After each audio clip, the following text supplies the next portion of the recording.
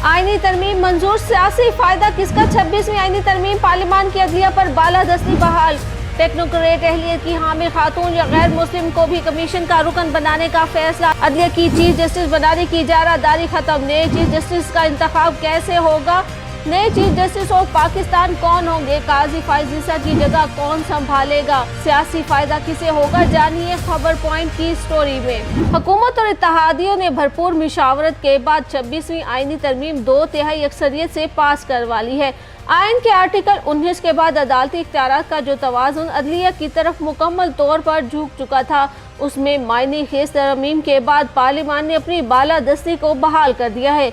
26वीं आईनी तरमीम के तहत चीफ जस्टिस की तैनाती कैसे होगी, इस बात का फैसला भी कर लिया गया है। अब चीफ जस्टिस की तकर्रुरी के लिए बजाय सीनियर तरीन जज की तैनाती के पुराने तरीक़ेकार के अब एक 12 रुकनी स्पेशल पार्लिमानी कमेटी 3 सीनियर मोस्ट जजेस के नामों में से एक का इंतखाब चीफ जस्टिस के तौर पर करेगी, जिसकी हतमी मंजूरी वजीर आजम और सदर देंगे। सुप्रीम कोर्ट के जजेस का तकर्रुर कमीशन करेगा। इस कमीशन में 4 सीनियर तरीन जजेस वफाकी वजीर कानून, अटॉर्नी जनरल, कौमी और सूबाई असम्बली और सेनेट के 2 अरकान, 15 साल तजर्बे का हामिल बार कौंसिल का नुमाइंदा शामिल होगा। 12 रुकनी पार्लिमानी कमेटी में तमाम पार्टियों की मुतनासिब नुमाइंदगी होगी।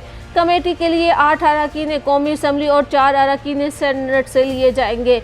तमाम जमातों को पार्लियामेंट में इनकी तादाद के तनासब से कमेटी में नुमाइंदगी मिलेगी। कौमी असम्बली तहलील हो तो सेनेट के 4 अरकान तकर्रुर के मजाज होंगे। पार्लिमानी कमेटी में तमाम पार्लिमानी पार्टियों बशमूल हिज़्ब इख्तिलाफ की मुतनासिब नुमाइंदगी होगी। इस कलीदी अमल से अदलिया की खुद से ही सीनियर तरीन जज को चीफ जस्टिस बनाने की इजारादारी ख़त्म हो गई है और बाकी अहम इदारों की तरह सुप्रीम कोर्ट में भी मेरिट पर चीफ जस्टिस की तैनाती की जाएगी। सेनेट में टेक्नोक्रेट की अहलियत की हामिल खातून या गैर मुस्लिम को भी 2 साल के लिए कमीशन का रुकन बनाया जाएगा। कमेटी सुप्रीम कोर्ट के 3 सीनियर तरीन जजेस में से किसी एक को कसरत राय से चीफ जस्टिस मुकर्रर करेगी। चीफ जस्टिस की तकर्रुरी कबूल न करने पर इनके बाद के सीनियर जज का नाम ज़ेर गौर लाया जाएगा। चीफ जस्टिस की मुद्दत ज़्यादा से ज़्यादा 3 साल होगी। 3 साल गुजरने पर चीफ जस्टिस की उम्र 65 वर्ष से कम भी होगी तो रिटायर कर दिया जाएगा। कमेटी का इजलास बंद कमरे में होगा, इसकी कार्रवाई रिकॉर्ड की जाएगी। कमेटी और जुडिशल कमीशन के फैसलों को किसी अदालत में चैलेंज नहीं किया जा सकेगा। तरमीम के मुताबिक वजीर आज़म या काबीना की जानिब से सदर को भिजवाई गई तजावीज़ पर कोई अदालत, ट्रिब्यूनल और अथॉरिटी सवाल नहीं उठा सकेगी। सुप्रीम कोर्ट और हाई कोर्ट्स में आईनी बेंच बनाए जाएंगे और जुडिशल कमीशन आईनी बेंचेस में जजेस की तादाद का तयन करेगा। आईनी बेंचेस में जहां तक मुमकिन हो तमाम सूबों से मुसावी जजेस तैनात किए जाएंगे। आर्टिकल 184 के तहत अज खुद नोटिस का इख्तियार आईनी बेंचेस के पास होगा। आर्टिकल 185 के तहत आइन की तशरीह से मुतल्लिक केसेस आईनी बेंचेस के दायरा इख्तियार में आएंगे। आईनी बेंचेस कम से कम 5 जजेस पर मुश्तमिल होगा।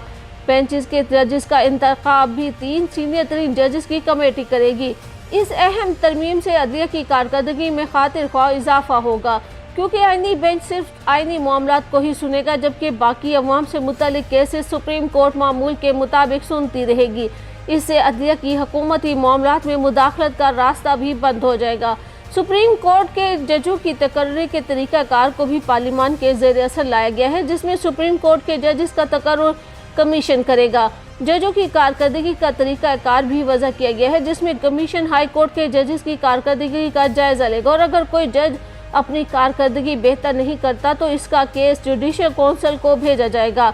तमाम सुप्रीम कोर्ट और हाई कोर्ट जजों की पाकिस्तानी शहरियत लाजमी है।